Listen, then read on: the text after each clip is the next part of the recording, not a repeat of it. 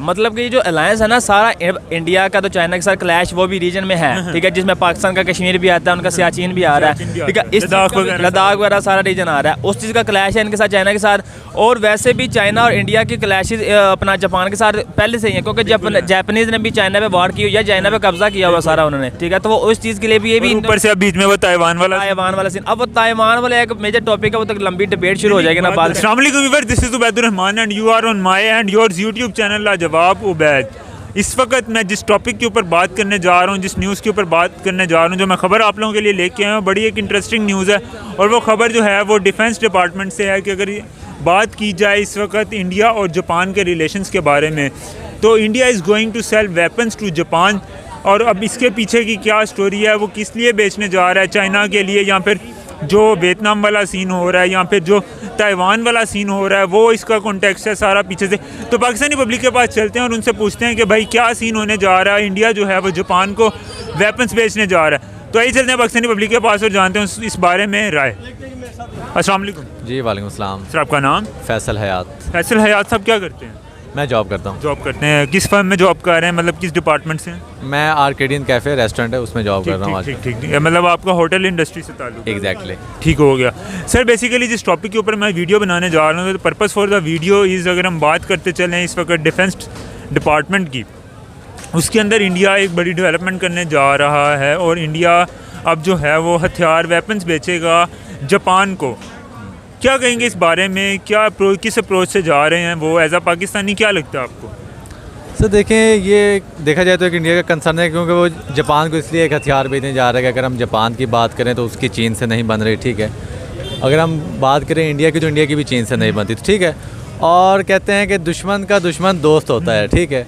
तो इंडिया का कंसर्न, अगर इंडिया के क्या कहते हैं, इंडिया की तरफ से देखा जाए तो इंडिया का कंसर्न अपनी जगह ठीक है, वो जापान को हथियार बेच रहा है, बिकॉज उन्हें पता है कि जापान उनसे हथियार लेगा फॉर चीन, ठीक है, कि उन्हें चीन के ख़िलाफ़ अपना एक डिफेंस करना है। उनकी चीन से नहीं बनती, इंडिया की खुद की चीन से नहीं बनती, तो डेफिनेटली दोनों ममालिक ये चाहेंगे कि हमारी एटलीस्ट आपस में बन जाए, ताकि हम दोनों मिलके एटलीस्ट चीन। एक बात बहुत मज़े की लगी है कि दुश्मन का दुश्मन हमेशा दोस्त होता है। एग्जैक्टली ऐसे ही है। तो आपकी बात एक बड़ी एक कह लें बड़ी जनवन सी बात है कि दुश्मन का दुश्मन। इस हिसाब से अगर हम देखें तो हमारा दुश्मन, तो आपको क्या लगता है इस वक्त पूरी कंट्री के अंदर, पूरी दुनिया के अंदर कौन सा है? सर मैं यहाँ पर बात करूँगा, अगर हाँ एक अमेरिका को हम कंसीडर कर सकते हैं, कि कुछ लोग हमें ये भी कहते हैं कि जी इंडिया भी पाकिस्तान का बहुत बड़ा दुश्मन है, लेकिन मैं थोड़ा सा इससे डिसएग्री करता हूँ। उसकी अमेरिका को समझते हैं आप? हाँ, मैं ये कहूँगा US एड जो है वो हम अमेरिका से लेते हैं, जो भी है ये खैरात जो हमें US एड के नाम से आती है वो अमेरिका से आती है। हम क्यों लेते हैं? नहीं लेनी चाहिए ना, क्यों लेते हैं? नहीं लेनी चाहिए, यही तो रीज़न है ना कि हम ले के ऐसा हो चुका है कि अब हम अमेरिका से नज़रें मिला के बात भी नहीं कर सकते। दुश्मन की काने हुए हैं। हाँ कह सकते हैं, उन्होंने हमें काना किया है और हम हुए हैं। हमें नहीं होना चाहिए था, हम चाहते तो हम ना होते, और लाजमी नहीं था कि मतलब हम अमेरिका से वो खैरात ही कहूँगा मैं, कि हम अमेरिका से खैरात लेते तो हमारा मुल्क चलना था, लाजमी नहीं था।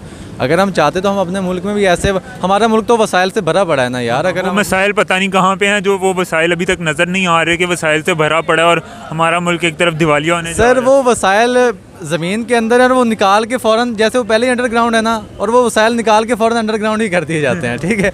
यहाँ पर अंडरग्राउंड से मेरा क्या मुराद है, ये आप बेहतर जानते हैं। सर मुल्क तो दिवालिया होने जा रहा है ना, वो अंडरग्राउंड जहाँ पे भी जा रहे हैं वो चाहे निकल ही नहीं रहे या निकल के भी अंडरग्राउंड हो रहे हैं, तो फिर हमें क्या फ़ायदा हो रहा है, उसको कंट्री को क्या फ़ायदा हो रहा है? सर देखें, यही तो रीज़न है, कंट्री का कोई फ़ायदा नहीं हो रहा, मुल्क का दिवालिया होने जा रहा है, ठीक है।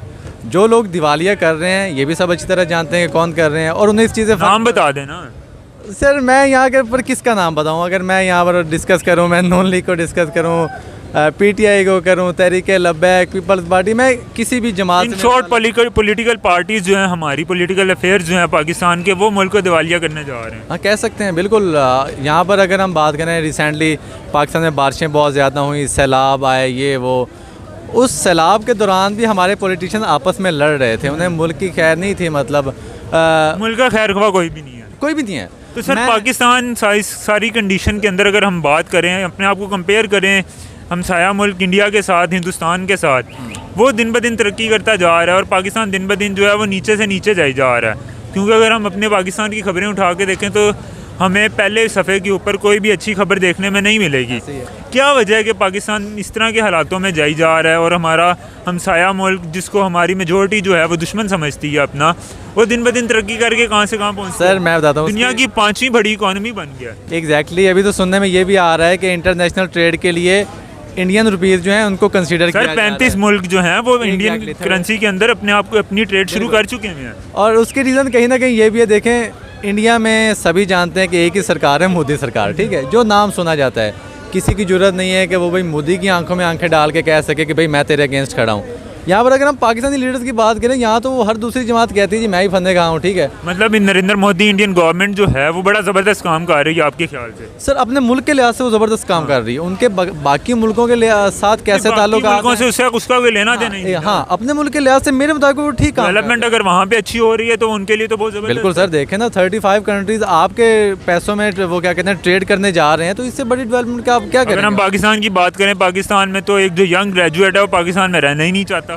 सर आप ये बताएं, आप भी बेहतर जानते हैं कि आगे मुल्क का दिवालिया होने जा रहा है, ठीक है, हर बंदे को कहीं ना कहीं ये डर लग रहा है। तो एक वो कंट्री जिसका हमें अभी से डर रहे कि यार अनकरीब इसका दिवालिया होने वाला है, क्या आप खुद ये चाहेंगे कि आप उस कंट्री का पार्ट बन कर रहे हैं? सर वो तो कोई भी नहीं चाहेगा। एग्जैक्टली हमें वी लव पाकिस्तान, हमारी एक हर्ट होते हैं कहीं ना कहीं, मदरलैंड है। एग्जैक्टली मदरलैंड है, लेकिन अब कहीं ना कहीं हमें भी डर होता है कि यार बेहतर यही है कि भी निकल जाएं बाहर। फ्यूचर यहाँ पे सिक्योर नहीं हो रहा। वो क्या कहते हैं, इनसिक्योरिटी तब तक आती रहेगी जब तक ये पॉलिटिशियंस की लड़ाइयाँ चलती रहेंगी, मुल्क का दिवालिया होगा तो नहीं होगा। इन हालात के अंदर, इस सारी सिचुएशन के अंदर आपको नहीं लगता कि हमें थोड़ा सा एक नर्म दिमाग से सोच के, खुले दिमाग से सोच के अपने हमसाया मुल्क हिंदुस्तान से कुछ हेल्प ले लेनी चाहिए, या फिर उनकी कोई जो पॉलिसीज़ हैं उनके ऊपर अमल दरामद करके हमें भी थोड़ा सा ऊपर हो जाना चाहिए? सर मैं बताता हूँ, अब मैक्सिमम जो लोगों को ये लगता है कि जी इंडिया पाकिस्तान के साथ गलत कर रहा है, इंडिया नहीं चाहता कि पाकिस्तान के साथ ताल्लुकात बेहतर हों।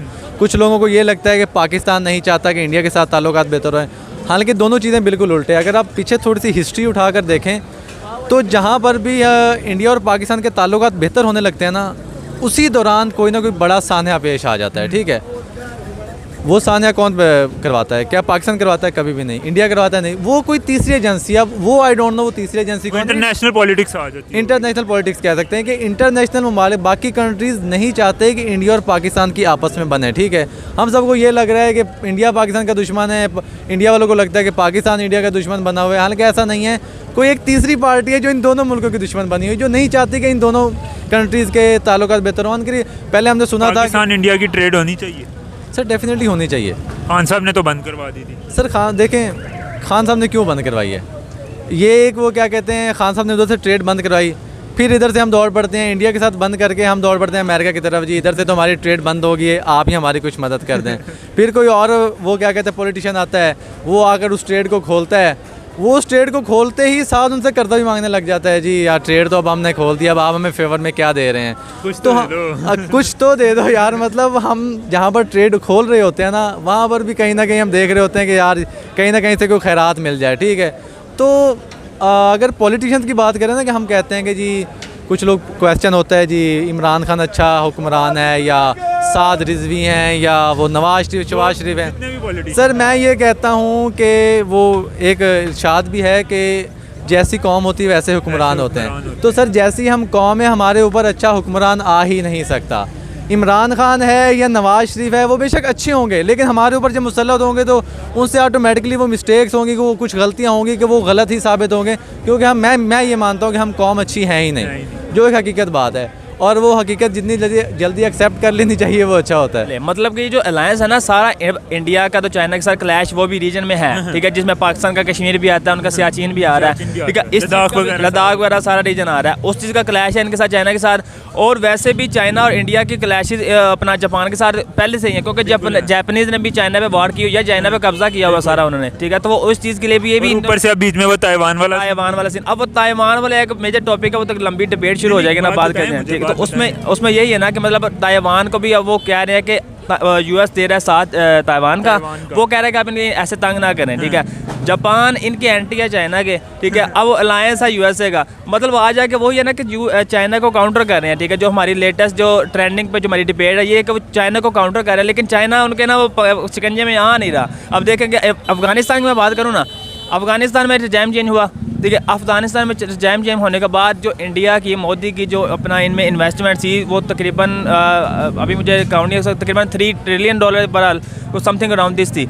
अब वो सारी उनके वो ना क्या कहते हैं कि खूह खाते में जा रही है। वजह क्या है? यहाँ पे मैं आपको थोड़ा सा काउंटर मारता हूँ कि वो खूह खाते में नहीं गई, उसका एक बड़ा उनको फ़ायदा हुआ और तालिबान की गवर्नमेंट ने उनको बड़ा अप्रिशिएट किया कि इंडिया जो है वो हमारे इस अफ़गानिस्तान में इतनी इन्वेस्टमेंट कर रहा है। और अभी रिसेंटली 20 प्रोजेक्ट्स जो हैं वो इंडिया के दोबारा से रीलॉन्च हुए हैं, यानी कि वो दोबारा से बनना शुरू हो गए हैं तो अफगानिस्तान। उसमें डाइवर्सिटी है ना कि अफगानिस्तान में चाइना भी आ रहा है, ठीक है। चाइना ने इनको पेशकशें काफ़ी दी हैं, जो उन्होंने रीन्यूएबल कह रहा हूँ, जो उनके ज़मीनी रिसोर्सेज है ना उनको एक्सट्रैक्ट करने के लिए चाइना के भी इनके वो अपना बातचीत चल रही है, क्योंकि उनको एक्सट्रैक्ट करेंगे। वो बातचीत ही चलती रहेगी, मेरा नहीं ख्याल के तालिबान नहीं वो इंशाल्लाह इधर आएंगे, क्योंकि पाकिस्तान के साथ जाकर तालिबान ने अपना अफगानिस्तान के साथ रहना, क्योंकि एक जियोग्राफी है ना, आप बेहतर जानते हैं, ठीक है। पाकिस्तान आज तक अगर खा रहा है तो अपनी जियोग्राफी का खा रहा है।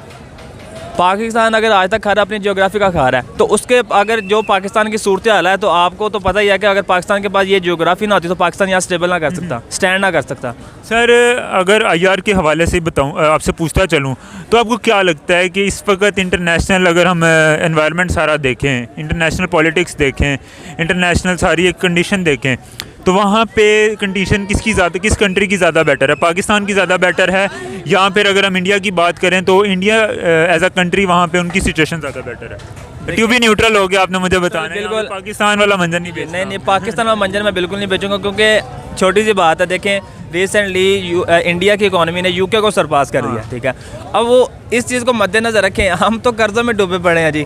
और सादिया की जनरल बात करें, हर बंदे को पता है, उसको एक फैक्ट्स एंड फिगर किसी भी बंदे, आप वो दिहाड़ीदार मजदूर भी है ना, उसको आगे समझाओगे ना यार ऐसे बात है, वो तो कहेगा यार ज़ाहिर है अब इंडिया एक तो उसकी वो टेरिटरी भी ज़्यादा है, उसकी इकोनॉमी UK को सरपास कर रही है, तो पाकिस्तान के तो मुताबिक उसकी जो ना ग्लोबली सिग्निफिकेंस भी ज़्यादा ही है, मैं भी यही मानूँ। लेकिन पाकिस्तान फिर आ जाके अपनी जियोग्राफी का खा रहा है, साथ उसके जो अलायंस चाइना को इंटरेस्ट है, वो पाकिस्तान के साथ है, ये वजह नहीं है। अगर उसको इंटरेस्ट ना होता, वो भी मेरा ख्याल है पाकिस्तान को भी कहीं ना कहीं चाइना जो है वो ताइवान ही समझ रहा है जी, ठीक है। अब वो देखें ना, किसी दिन वो पाकिस्तान को भी ताइवान वाले हरकती करके इसी तरह ही है। अब पाकिस्तान है ना, अब पाकिस्तान को तो इन्होंने वो डेप्थ ट्रैप में घेरा हुआ है, ठीक है। IMF के जरिए, वर्ल्ड बैंक के जरिए, अमदादों के जरिए वो डेप्थ ट्रैप में उन्होंने घेर लिया हुआ है। लेकिन अगर चाइना अगर थोड़ा बहुत साथ दे देता है, साथ पाकिस्तान भी खुश रहता है। Sir is India doing better than Pakistan? बिल्कुल बेटर कर रहा है, लेकिन पाकिस्तान के बाद वही है ना काम बात, जब पाकिस्तानियों का जज्बा होता है, ठीक है, वो उस चीज़ को आगे ले आते हैं। बाकी इंडिया तो जज्बा कब तक चलेगा सर? तक चलेगा जज्बे से पेट नहीं भरता, जज्बे से मुल्क नहीं चलता। बिल्कुल, जब तक इकोनॉमी हमारी स्ट्रॉन्ग नहीं होगी ना तो इंडिया को हम सरपास नहीं कर सकेंगे। तो जी व्यूअर्स, कैसी लगी आपको आज की वीडियो? उम्मीद करता हूँ कि आप लोगों को आज की वीडियो, आज का कंटेंट काफ़ी अच्छा लगा होगा। अगर आप लोगों को आज की वीडियो अच्छी लगी है तो काइंडली वीडियो को लाइक कर दीजिएगा, चैनल को सब्सक्राइब कर दीजिएगा, मुझे इंस्टाग्राम पे आके फॉलो करना बिल्कुल मत भूलिएगा। मिलते हैं बहुत ही जल्द एक अच्छे, मज़ेदार और इंटरेस्टिंग टॉपिक के साथ। तब तक के लिए अपने होस्ट उबैदुर रहमान को दीजिए इजाज़त। अल्लाह हाफिज़।